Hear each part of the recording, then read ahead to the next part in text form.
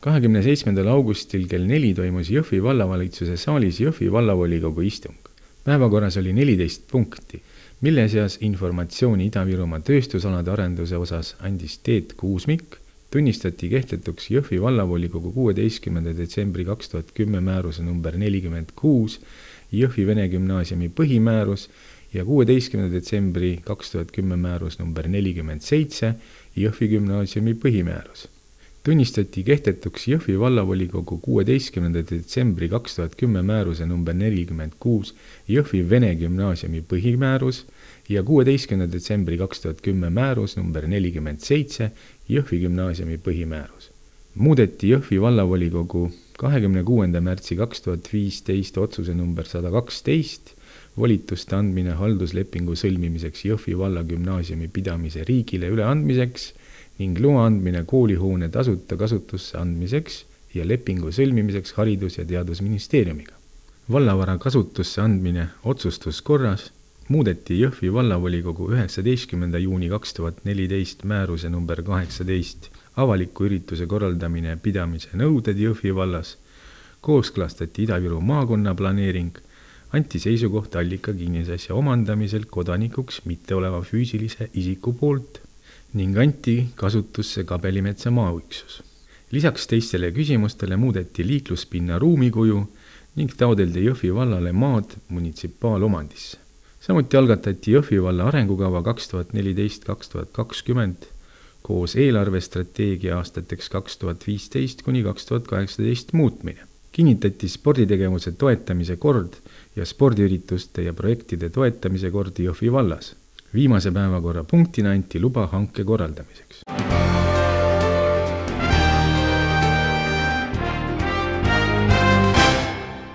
Keskerakond viis Kiviõlis läbi seminari, mis oli pühendatud Eestis läbiviidavale haldusreformile. Haldusreformi vajadusest räägivad Riigikogu liikmed juba viimased 10 aastat, kuid kindlaid samme selles suunast pole tänaseni veel teoks saanud. Peamiseks seminari teemaks oli teada saada kohaliku kogukonna arvamust haldusreformi osas. Kuidas näeb haldusreformi käiku Eestis Keskerakond, tundsime huvi Keskerakonna aseesimehelt Kadri Simson. Keskerakond leiab, et omavalitsuste olukord täna ei ole rahuldav. Ka täna saalis olevad 7 Riigikogu liiget seisavad sügisel selle eest, et omavalitsused saaksid suurema iseseisvuse, rohkem raha oma ülesannete täitmiseks, aga kindlasti ei toeta me valdade ja ka linnade ja valdade sunniviisilist liitmist.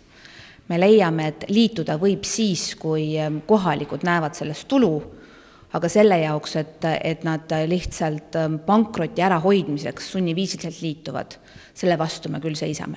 Me leiame, et igal omavalitsusel, mis alles jääb, peaks olema võime pidada kooli, mitte gümnaasiumi, aga vähemalt põhikooli.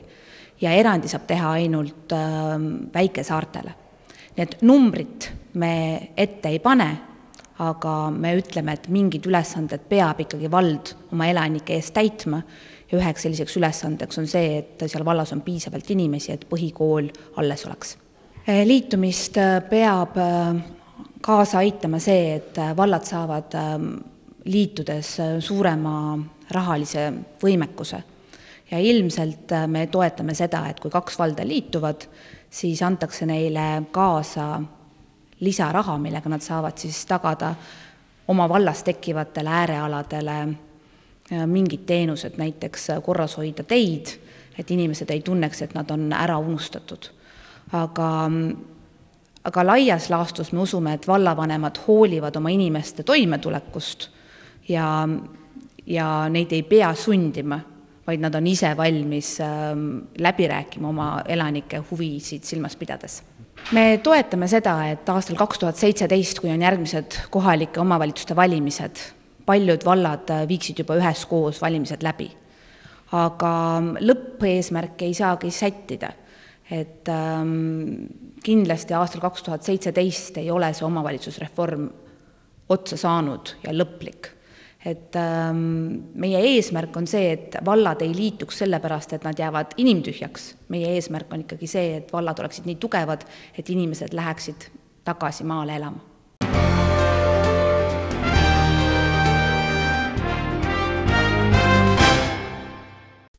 Juba pikemat aega toimub Ahtme linnaosas Altserva tänava 1B juures suur korralagedus.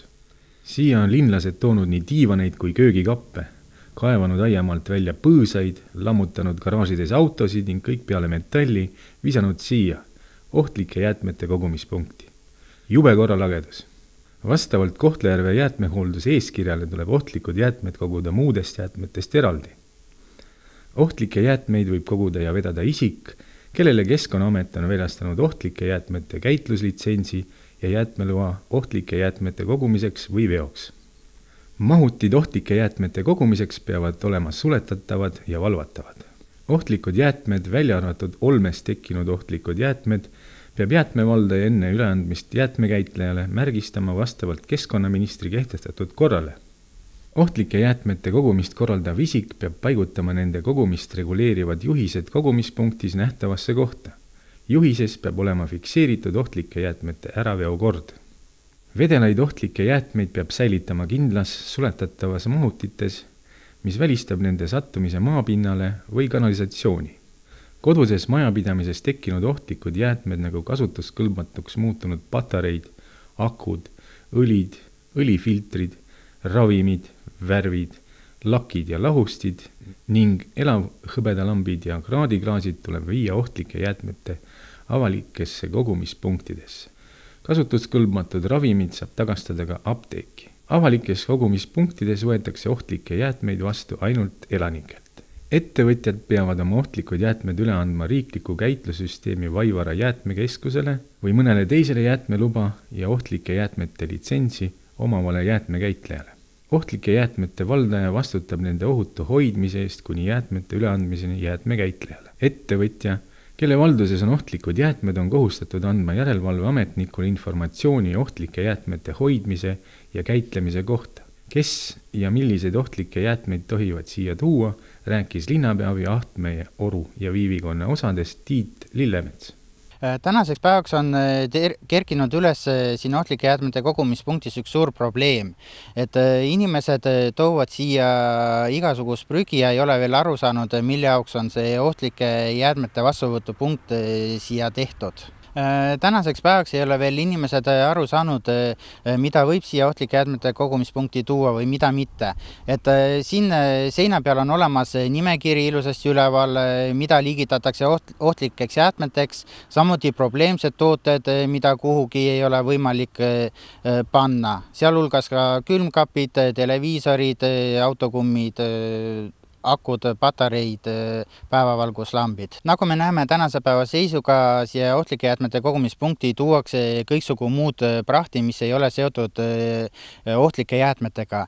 Siin hulgas, nagu minu taga on näha, on ehitusmaterjalid, muld kusagilt majade juurest koos vanade põõsastega, tuuakse suuregabariidilist prügi, diivaneid ja kappe ja kõiksugu selliseid asju, mida saab ise ära anda Uikala prügilasse, mis võtab vastu. Ohtlike jäätmete punkt on ikkagi mõeldud vastuvõtuks ohtlikke jäätmeid. Lähiajal on Kohtla-Järve linnavalitsusel plaanis paigaldada siia ohtlike jäätmete kogumispunkti videokaamerad, et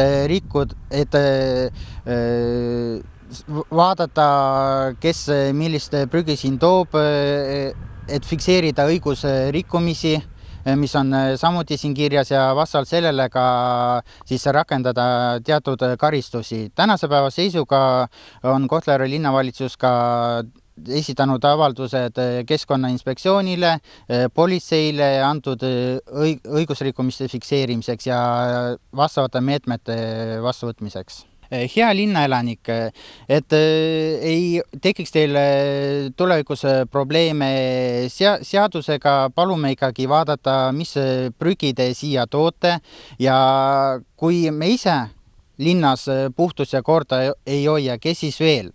Samuti on teil võimalus ka ise tellida vastavat teenust firmadelt, et välja viia kõik ehitusjäätmed, suuregabariidiline prügi ja muud. Ja kõik, mis sinna alla ei kuulu ja ligitatakse ohtlikeks jäätmeteks, palume need tuua siia. Lugupeetud linnaelanik, ära too siia prügi.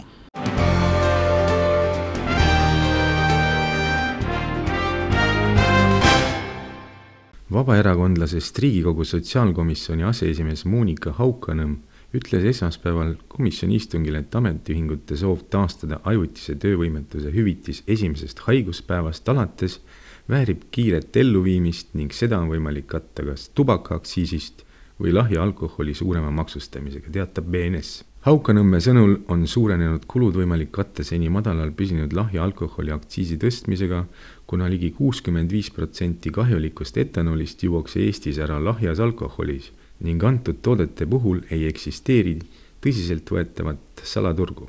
Haukanõmme sõnul on kõige suurem argument haigushüvitise maksmisele esimesest haiguspäevast vastu olnud arvamus, et töötajad hakkavad süsteemi pahatahtlikult ära kasutama.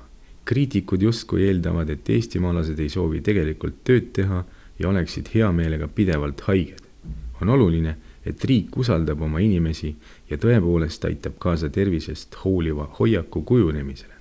Meil on praegu liiga palju inimesi, kes üldse ei käi arsti juures ega võtta haigestumise tõsiselt, lausus ta. Ametiühingute pakutav lahendus toob haigekassale umbes 30 miljoni euro suuruse täiendava kulu, kuid teisalt aitab kokku hoida haiguste akumuleerimisest tulenevaid kulusid.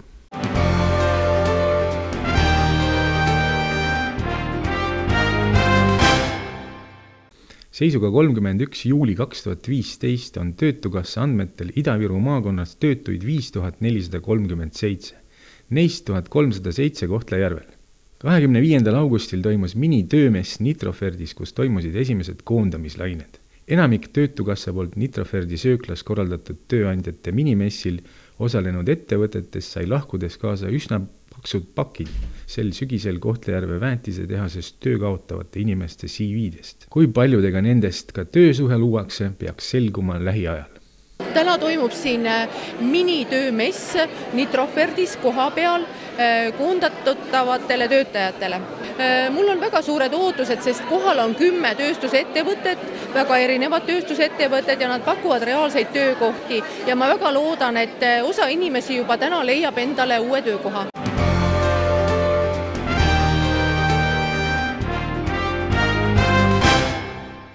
Kütusemüüjad Neste, Alexela ja Statoil langetasid esmaspäeva hommikul bensiini tavahindu 2 senti liitrit, teatab BNS. Hinnamuudatuse põhjuseks on sisseostuhindade jätkuv langustrend. Viimati langesid tavahinnad eelmisel esmaspäeval, teatas Neste. Olerexi juhatuse liige Alan Vaht ütles pressiteates, et praegu saavad tarbijad diislkütuse osas nautida viimase 6 aasta madalamaid hindu. Nimelt oli diislkütuse hind tänasel tasemel viimati 2009. aasta novembris, mil diislkütus maksis tanklatest 15,55 krooni liitrist ehk 0,994 eurot liitris, lisas Vaht. Tulenevalt piirkondlikust konkurentsist on hinnad mitmel pool tavahindadest madalamad. Nendes jaamades hinnad ei muutu.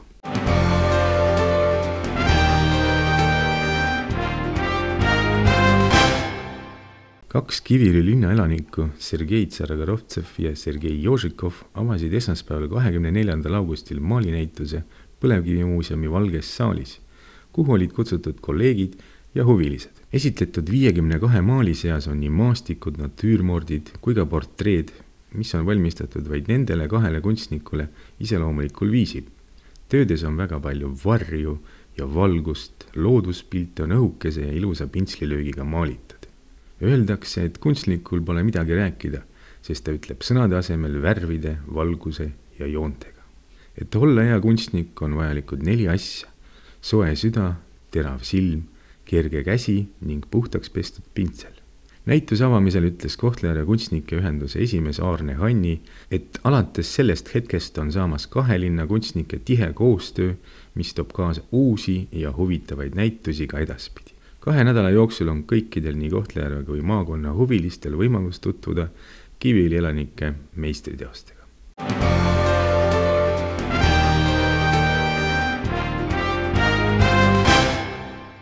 22. augustil kohtusid Mäetaguse terviseradadel Ida-Viru maakonna jooksuveteranid ja harrastajad ning lihtsalt tervisliku elustiili esindajad. Seekord korraldas Mäetaguse spordiklubi teise rahvajooksu, pühendades selle viimastele ilusatele ja soojadele ning päikesepaistelistele suvistele päevadele.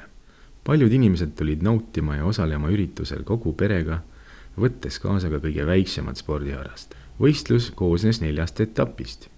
kõigepealt toimusid tillujooksud, kus raja pikkuseks oli 250 meetrit, seejärel startisid noored ja harrastajad distantsil 2,5 kilomeetrit, järgnesid naiste ja meesveteranide 5 kilomeetri jooksud ning meeste 10 kilomeetri jooks. Toimusid ka 5 kilomeetri ajavõtuta käimine ja jooks maastikurajal. Mäetaguse rahvajooks toimub juba teist korda ning võib julgesti öelda, et üritusest on saamas edukas ja järjepidev traditsioon, millega kaasneb kindlasti osalejate arvukus. Seekord soosis ilm üritust ning lisaks sportimisele said kõik osalejad meeldivaid emotsioone.